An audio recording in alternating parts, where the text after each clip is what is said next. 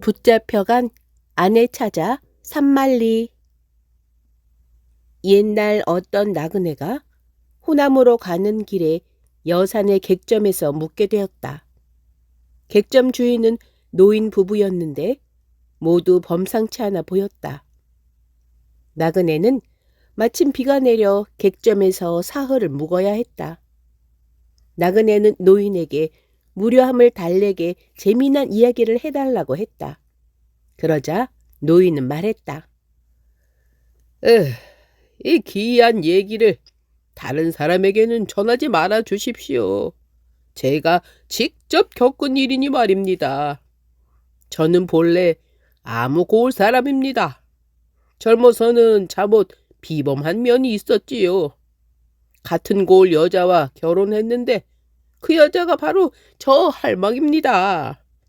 젊었을 때는 꽤 미인이었답니다. 결혼하고 처가에서 한 달 남짓 머물다가 돌아오는 길이었습니다. 아내를 소에 태우고 저는 소를 채찍질하며 그 뒤를 따랐지요. 그때 비 때문에 시냇물이 불어서 소가 건너질 못했습니다. 시냇가를 서성이고 있는데 서울 사람처럼 옷을 잘 차려입은 사람 하나가 아주 좋은 말을 타고 달려왔습니다. 인상이 사납고 험상궂더군요. 사내는 순식간에 시내 앞까지 오더니 말에 채찍을 갈기며 시내를 건너는데 전혀 어려워하는 기색이 없었어요. 저는 그 사내를 불러 이렇게 말했습니다. 시냇물이 깊어 소를 타고는 건널 수가 없군요. 대게말이 몹시 튼튼해 배는데 큰 은혜를 베풀어 주시기 바랍니다. 사내는 우리 부부의 모습을 위아래로 한참 훑어보더니 좋다고 하고는 말을 타고 돌아와 제 아내를 태우고 시내를 건넜습니다. 저도 옷을 벗고 소를 몰며 헤엄쳐 시내를 건넜습니다. 그런데 시내를 건너와 보니 사내도 보이지 않고 아내도 보이지 않았습니다. 땅에 말굽 자국만 어지러이 남아있을 뿐이었지요. 저는 그제야 알았습니다. 도적이 제 아내의 미모를 보고는 시내를 건너주고 시내를 건넌 뒤에는 아내를 납치해갔다는 걸. 아내를 잃다니 참으로 망연자실할 뿐 어찌해야 할지 알 수 없었습니다. 집으로 가서 아내를 만날 방법을 밤낮으로 궁리했습니다. 아내를 만날 방법이란 궁벽한 산이나 바닷가 험한 곳에 있는 도적들의 소굴을 두루 찾아다니는 그것밖에 없었습니다. 저는 어머니께 청하여 돈을 마련한 뒤 영호남을 돌아다니며 중국 물건을 사고 파는 장사를 했습죠. 여기저기 많이도 돌아다녔지만 아내가 간 곳은 끝내 찾을 수 없었습니다. 그럴수록 아내를 잡고자 하는 제 의지는 흐트러짐 없이 더욱 굳건해졌습니다. 제 나이가 그때 17, 8쯤이었는데 고향의 풍속에 따라 머리는 여전히 따내리고 있었고 몸도 왜소해서 사람들은 저를 12살 정도로 봤습니다. 하루는 고개를 연이어 넘다가 길을 잃고 하루 종일 걸었습니다. 그러다 문득 숲에서 엿보니 넓은 골짜기가 열려 있는데 성과 대궐이 우뚝하고 집들이 빽빽하게 늘어서 있으며 가로 세로로 넓은 길이 하나 있었습니다. 저는 그게 산채임을 알아차렸습니다. 들어가 보니 사람은 한 명도 보이지 않더군요. 마침내 곧장 서너 개의 문을 통과해 들어가 중국 물건을 산다고 연이어 소리를 질렀습니다. 문득 한 여자가 둥근 창을 통해 불쑥 나오는데 옷차림이 몹시 화려했습니다. 자세히 보니 바로 제 아내였습니다. 오늘 천행으로 당신을 만났소. 일이 어찌 된 거요? 제가 묻자 아내는 울면서 말했습니다. 오늘 만남은 정말 천행입니다. 다행히도 지금 산적 두목이 사냥을 나갔기에 망정이지. 만일 두목이 있었다면 당신이 어떻게 나를 만날 수 있었겠어요?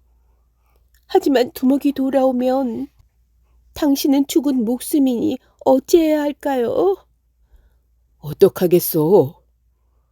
여기 있다간 죽을 것이고 나간다 한들 죽음을 면할 수 없을 텐데 어쩌면 좋을까요? 어찌해야 하겠소?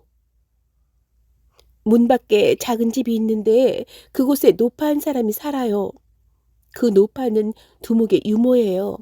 일단 그리로 가서 길을 잃은 아이인 것처럼 말해서 노파에게 의탁해 보세요. 노파가 두목에게 받아달라고 하면 살 수 있을 듯 싶어요. 목숨을 건진 뒤에 밖으로 나와 천천히 방도를 찾기로 해요. 일러준 대로 하겠소. 마침내 저는 그곳으로 가서 노파를 만나 말했습니다. 길을 잃고 여기 이르렀는데 나갈 방법이 없으니 할머님께서 저를 하인으로 부려주시면 열심히 일하겠습니다. 노파가 저를 보고 처음에는 잠옷 의심하더니 이윽고 제 이야기를 듣고는 속임이 없다고 여겨 마침내 함께 살도록 허락하고 노파의 일을 맡겨주었습니다. 저는 본래 영리하고 부지런했기에 노파의 마음에 쏙 들어서 노파는 저를 몹시 아끼며 혹시 떠나면 어쩌나 걱정할 지경이 되었습니다. 며칠 뒤 두목이 돌아온다는 소식이 들려왔습니다. 사냥에서 잡은 호랑이며 표범이며 곰이며 돼지를 앞세우고 수백 기병이 에워싸고 왔는데 그 함성과 위가 진동하되 번잡하지 않았습니다.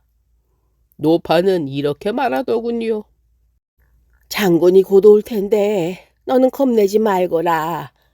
내가 너를 받아주도록 잘 얘기할 테니. 검을 든 자가 느린 걸음으로 문 앞에 와서 저를 보고는 고함을 쳤습니다. 이 아이는 어디서 왔나? 산 밖에서 들어왔나?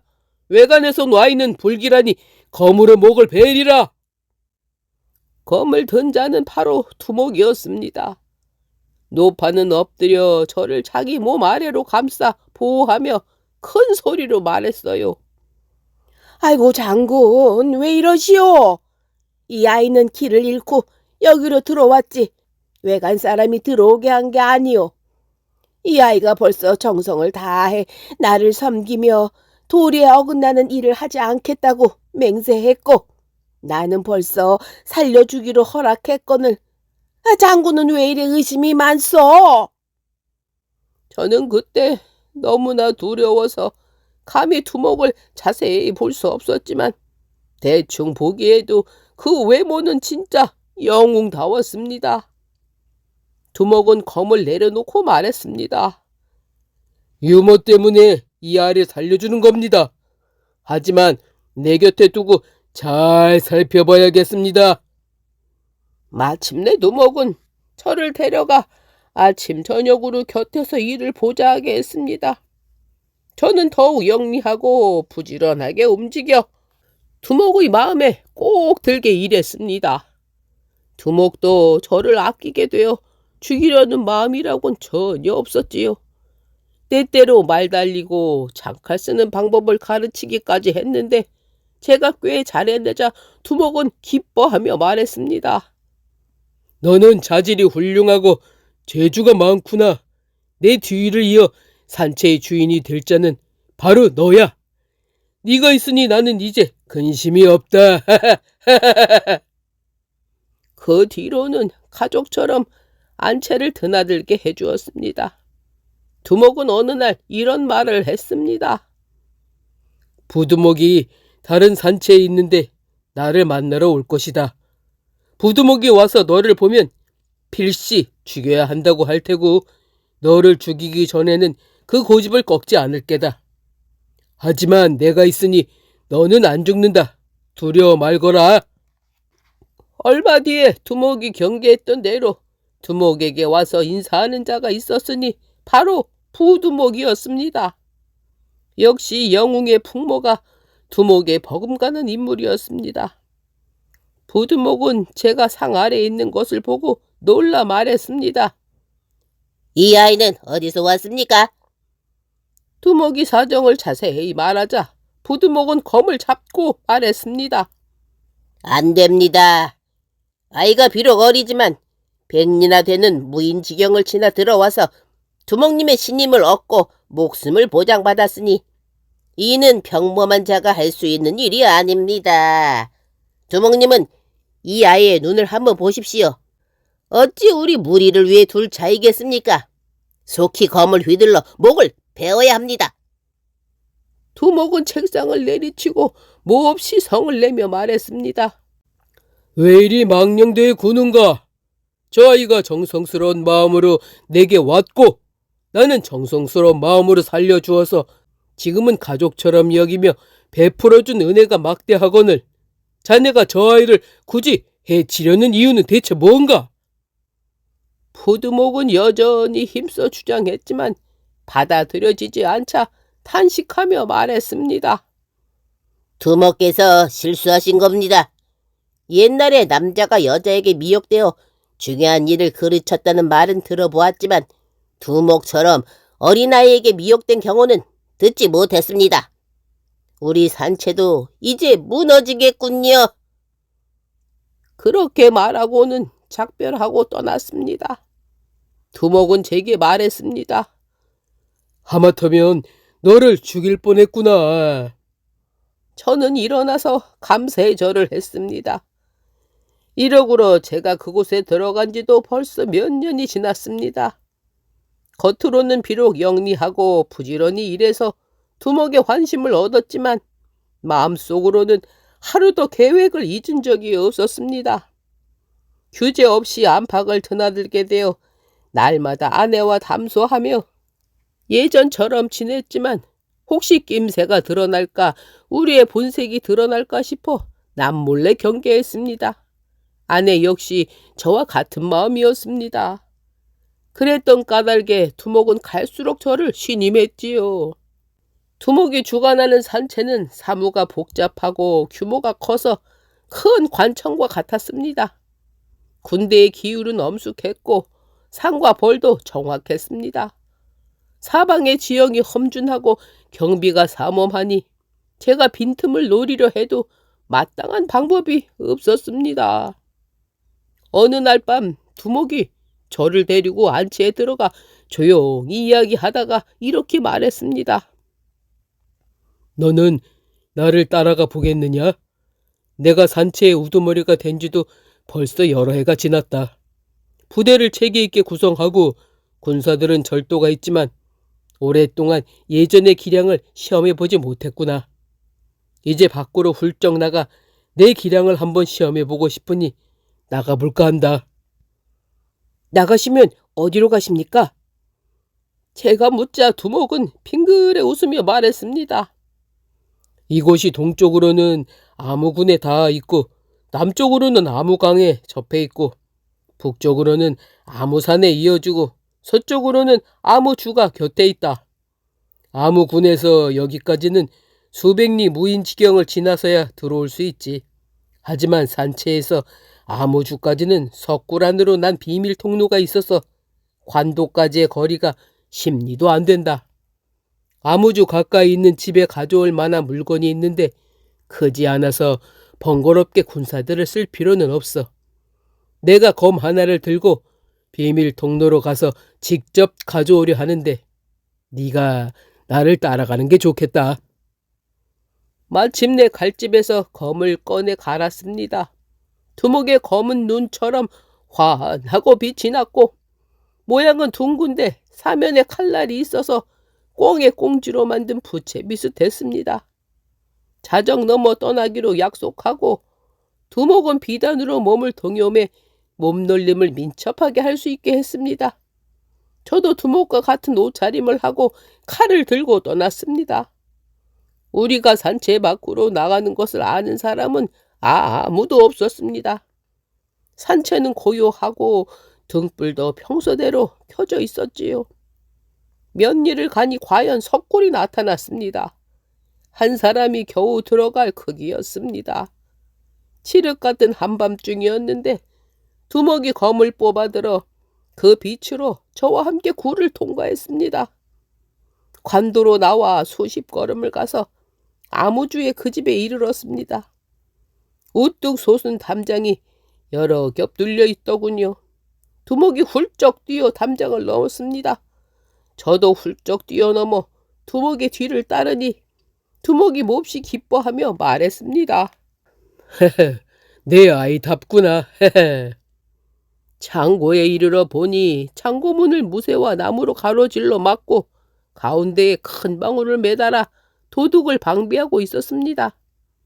두목은 직접 무쇠와 나무를 부수고 검으로 문에 자국을 냈는데 자국을 낸 대로 문이 뚫어져 둥글게 구멍이 만들어졌어요. 두목은 저에게 검을 주며 말했습니다. 너는 밖에 있다가 인기척이 들리면 곧바로 움직여라. 두목이 마침내 들어가더니 보물을 가지고 머리를 구멍 밖으로 빼며 나오려 할 때였습니다. 미처 빠져나오지 못해 몸은 창고 안에 있고 머리만 밖으로 내밀고 있는 순간 저는 벼랑간 검을 들어 내리쳤습니다. 제가 내리친 검은 제대로 적중해서 두목의 머리가 떨어져 땅에 뒹굴었습니다. 저는 너무도 두려워 손을 벌벌 떨고 몸을 움츠리며 어쩔 줄 몰라 했습니다. 하지만 두목이 이미 죽었으니 바라던 일을 이뤄냈다는 걸 알았지요. 두목의 검으로 빛을 비추며 비밀 통로를 통해 산채로 돌아오니 밤이 이제 막 반쯤 지나 있었습니다. 안채로 들어가서 아내를 만나 사정을 자세히 알려고는 이렇게 말했습니다. 날이 밝기 전에 급히 떠나야겠소. 조금이라도 지체했다간 일이 발각될 테니. 아내는 깜짝 놀라 말했습니다. 정말이에요? 정말이요. 아내는 더욱 깜짝 놀라 말했습니다. 과연 그렇다면 떠나야지요. 마구간에 있는 좋은 말을 타고 창고에 있는 가벼운 보물을 가져가야겠어요. 마침내 우리 부부는 비밀 통로로 탈출해서 그날로 집에 돌아가 어머니를 배웠습니다. 헤아려 보니 벌써 3년의 세월이 흘렀더군요. 어머니는 제가 집 떠나던 날을 기일로 삼고 제가 살아서 아내와 함께 돌아오리라곤 꿈에도 생각 못하고 계셨습니다. 두목이 죽지 않으면 아내를 되찾을 수 없기에 검을 휘둘러 두목을 죽이기로 결심했던 것입니다만 실은 제 목숨을 두목이 살려준 것이기도 하니 그 은혜를 제가 어찌 감히 잊겠습니까? 그래서 저는 검을 내리쳐 두목을 죽인 날에 제사상을 차려 두목을 제사 지내는 일을 평생토록 패하지 않아 왔습니다.